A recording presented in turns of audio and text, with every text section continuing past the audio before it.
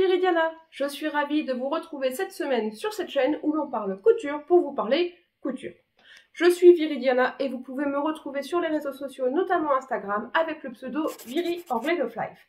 Je suis aussi coach couture pour Urban Ferry et vous trouverez dans la description les liens affiliés vers les formations d'Elsa.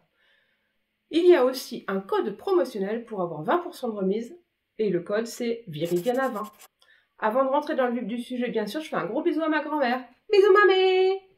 Aujourd'hui, je vais vous faire un petit tuto sur un point de couture à la main. C'est le point 214. Point de rabattage, point de côté. Il y a deux façons de le faire, mais je vais vous en montrer une. Parce que dans mon cas, j'ai une blouse avec un empiècement dos et devant qui est doublé. Et donc on peut faire quelque chose de complètement invisible. Alors le tuto, c'est parti!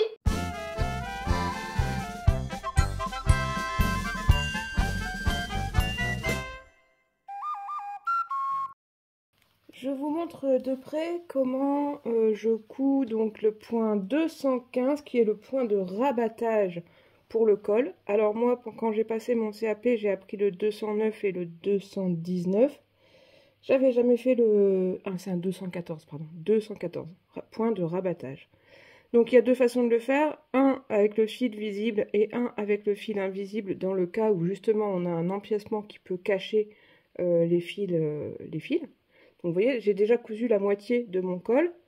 C'est totalement invisible sur le devant et totalement invisible sur l'extérieur du vêtement. Et par contre, si on regarde de près, je ne sais pas si vous allez voir, hop, elle est là la caméra, on aperçoit ici les petits fils entre les deux épaisseurs, celle du col et celle de l'encolure, mais il faut vraiment être tout près pour les voir. Donc, si j'ai bien suivi, on nous dit de piquer dans juste en dessous ou juste au niveau de la couture existante, de faire quelques millimètres et de ressortir en prenant un ou deux fils du col, hop, et c'est tout. Et bien sûr, je ne suis pas passée à travers toutes les épaisseurs, mais juste à travers la première épaisseur de tencelle.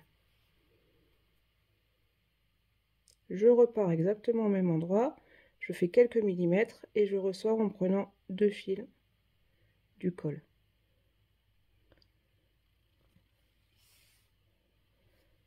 On recommence, je pique dans une épaisseur de tencelle, exactement là où était sorti mon fil. Je fais quelques millimètres s'il veut bien avancer. Et je reprends deux fils du col. Et voilà. Bon, je vais pas tout vous filmer, c'est un petit peu long. Mais je pense que maintenant vous avez compris le principe. Je pique dans une épaisseur de tencelle, je ressors en prenant deux fils du col. Et c'est totalement invisible.